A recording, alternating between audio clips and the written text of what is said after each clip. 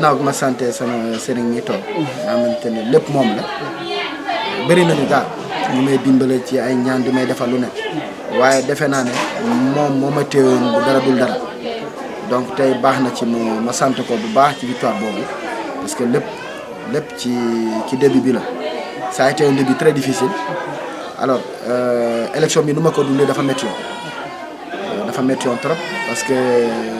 ki xam atab xam ni APR la sosoo bu fekkee am na ñu sos APR fii ci région de Ziguinchor ci laa bokk ci département de Bignona ci laa bokk ñun ñoo ko sos boobu ñun ñeent la ñoo ba APR dem ba màgg ba toll fu mu toll di élection jotee nag suñu njiit muy Macky Sall ma koy sant de passage di koy gërëm bu baax a baax defoon son choix ne il préfère quand même en tout cas la quasi-totalité des communes du département de Bignona garder les maires qui sont là. Quels que soient les résultats des maires là, il garde les maires qui sont là et il demande à tous les responsables de s'allier derrière ces maires là. Alors mu amoon nag lu ma metti parce que man daf ma bettoon décision boobu bettoon ma trop comme responsable politique là en base bi nouvelle bi tombé j'ai consulté ma base naturellement waxtaan ak ñoom ne leen président nag lii la wax nee na résultat analyse yi mu def enquête yi mu def mooy les maires qui sont là daf leen nar a bàyyi foofu ci seen place ñu continuer seen mandat mayaat leen beneen chance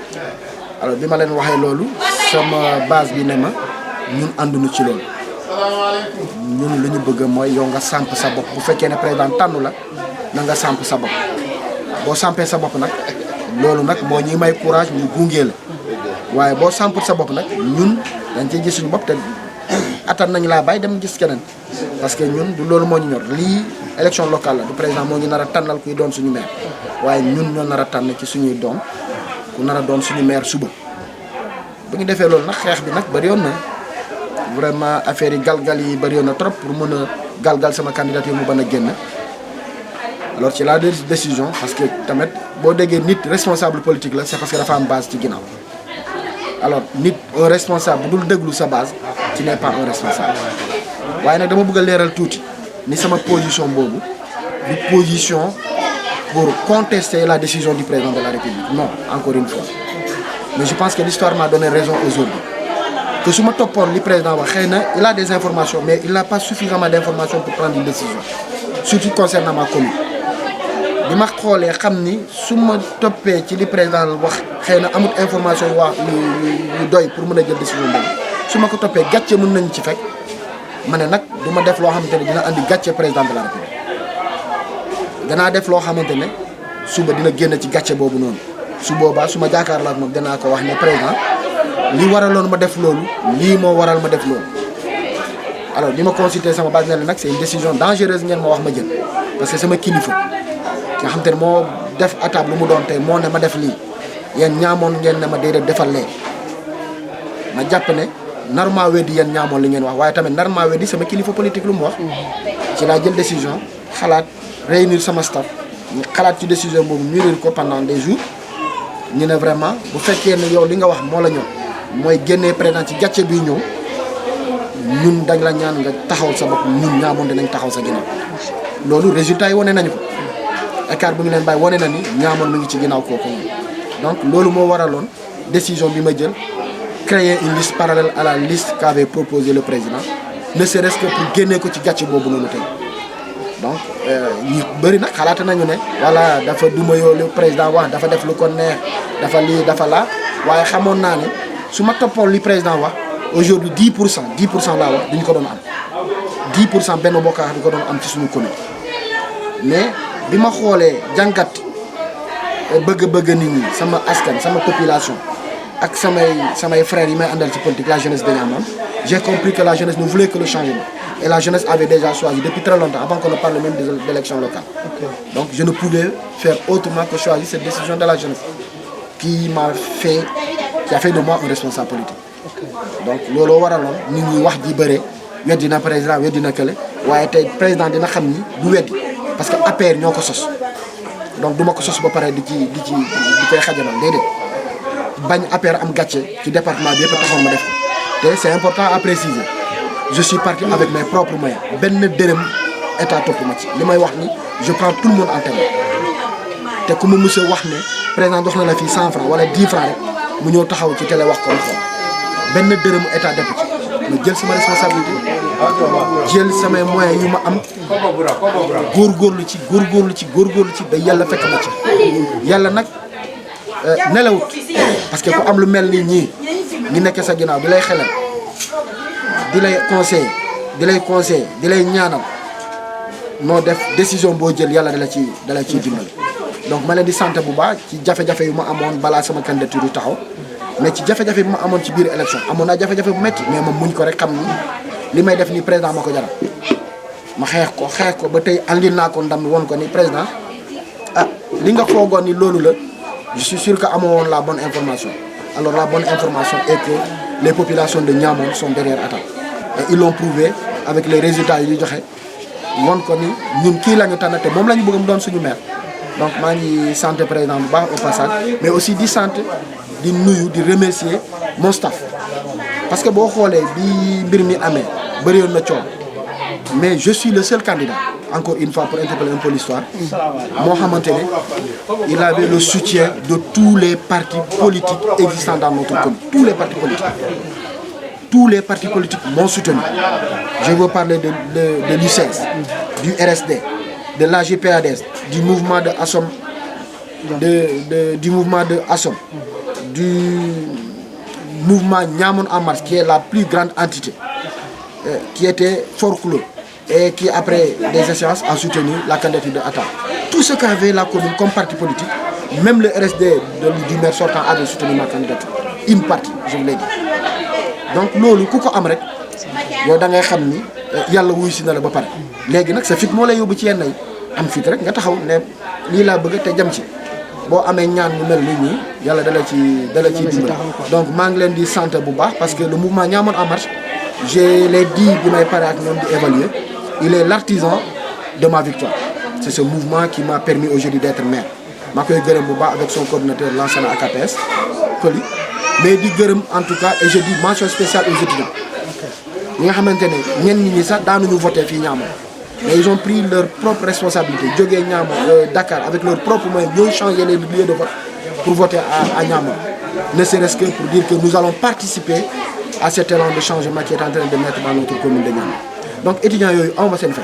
je leur dis mention spéciale à eux am na ñoo xamante ne sax bi may jël ay bus pour andi leen damaa leb xaalis feneen mais ñenn ñi ñoo fay seen xaalis jógee le jeudi foofu pour ñoo mun a def benn journée de campagne ak man mun a fekkee sama meeting de clôture donc ñooñu am ma seen fay donc ma leen di gërëm ne leen nag ñoom ñoo prendre le changement aujourd'hui c'est nous qui sommes à la commande ginnaaw bi ma leen gërëmee sant leen jox leen victoire parce que ñoom laa ko dédié aux étudiants da nga xam ni je ne peux compter que sur eux pour faire émerger cette commune là. président wax lii nga xam te ne mooy njiitoom mooy papam ci politique mooy léppam parce que c'est lui qui m'a forgé mu ne la jàppal yoon bi ma ne ko déedéet Niamone nee na ma jàpp yoon bi te boobu lay jàpp ma jàpp ko te yàlla sutural na ma may ma ci ndam bu rëy boo xamante ne vraiment ci département bi ñu ne bi yëpp je suis le seul boo xamante ne moo demal liste boppam te gagné et surtout avec la manière amu ci dërëmu état amu ci dërëmu gouvernement amu ci dërëmu kenn dem ci te yàlla sutural ma gagné ko ci gagné bu amut fenn loolu maye yàlla la waaye am ñaanu waajur ak ñaanu sëriñ donc may sant sama sëriñ bi bu baax a baax bon je pense que ils n'ont pas démérité tous les maires qui aujourd'hui ont perdu ces élections là def nañu lu ñu mën a def mënuma wax ne defuñu lii def nañu laa vraiment je ne vis pas dans ces localités là je ne vis pas dans ces communes là pour faire une analyse vraiment bu exercer une analyse bu cohérente li ma mën a wax mooy la population a décidé ils n'ont qu'à accepter cette décision des populations mais ñaax leen rek ñi gën a liggéeyaat seen i bopp parce que politique noonu la tey da ngay jóg suga nga daanu waaye nag daanu nag moom ak jóg ñoo ànd boo daanuwee na nga gën a defarlu li gën a dangereux mooy boo daanuwee rek nga croiser les bras démissionner et je pense que ñoom ils vont pas démissionner ils vont retravailler leur base ils vont retravailler leur entourage politique pour mun a préparer d'autres échéances am naa yaakaar ne bu ñu taxawee dinañu mën a dellu siwaat taxawaat bokk ci les instances politiques yu gën a kawe mais aussi di féliciter waa Yewwi Askan nga xamante ne vraiment comme ni ko waa gars yi waxee ne yan journalistes ni ngeen ko waxee razzia la ñu def ci région de Ziguinchor mais ñu leen ci féliciter parce que on a compris que le peuple casamançais voulait, il veut coûte que coûte avoir un de ses fils à la tête de ce pays-là. C'est le vouloir de tout peuple, c'est le souhait de toute une communauté. Loolu dañ leen ci ñaar rek xam ni ñoom tamit ñu xam ne ñun tamit seen i doom la waaw ma ni doomu Casamance la comme keneen ak keneen ak keneen ñu nekkee doomu Casamance moom dafa toll ci laaj réew mi xëy na ñun suba dinañu toll ci laaj réew ñu ko ci féliciter vraiment ci victoire bu baax bi ñaanal ko li gën ci moom ak li gën ci Casamance parce que ñun ñëpp Casamance la ñu am ñun ñëpp ay doomu Casamance lañu tey moom moo taxaw ci position mun a laaj réew mi ñu ko ci encourager ñu ko ci féliciter di koy ñaanal nag yàlla may ko ndam waaye ñun it on a le droit de dire que ñun suñu gis-gis lii la bien vrai que ay doomu Casamance lañu mais maa ngi féliciter notre frère aîné mon frère aîné Ousmane Sonko di koy féliciter bu baax ci ak ñëpp ñu ànd ak moom daal ci seen victoire bii nii mais aussi di encourager mes camarades qui ont perdu dans leur commune ne leen nag liggéey bi day door nañu gën a taxawaat ñu farlu ci liggéey bi. Pour Niamone, je pense que j'ai déjà beaucoup fait. J'ai déjà beaucoup fait. C'est la raison pour laquelle toute la communauté niamonoise a choisi Atab comme maire. Parce qu'ils n'ont pas choisi aveuglement. Je pense qu'ils ont choisi en fonction kenn ku nekk ci sa passé ak li nga jot a def ci commune bi ak ni ñu la gisee ci sa taxawaay ci commune bi. Donc man wax ma ñeneen ñi defuñu waaye boo gisee tey taxawaay boobu di nga xam ni am na lu ñu yaakaar ci man te may ñaan yàlla rek yaakaar boobu bañ a tas parce que jot naa def dara moo tax ñi tànn ma ci seen i doom yi nar a jiite yàlla may ma kattan may ma doole bi may mun a concrétiser loolu waaye kilifa yi nekk sama ginnaaw yàlla bàyyal ma leen ba faw parce que yàlla xam na ni wax ma yeneen candidat yi amuñu kilifa yàlla xam na ni sama victoire bu ren ci kilifa yooyu la jógee ñoom ñoo tànn jox ko ñaamoon tànn donc ma leen di sant bu baax di leen gërëm bu baax di leen wax ne liggéey bi commencé na xaaruma ñu installé ma commencé nañu liggéey bi donc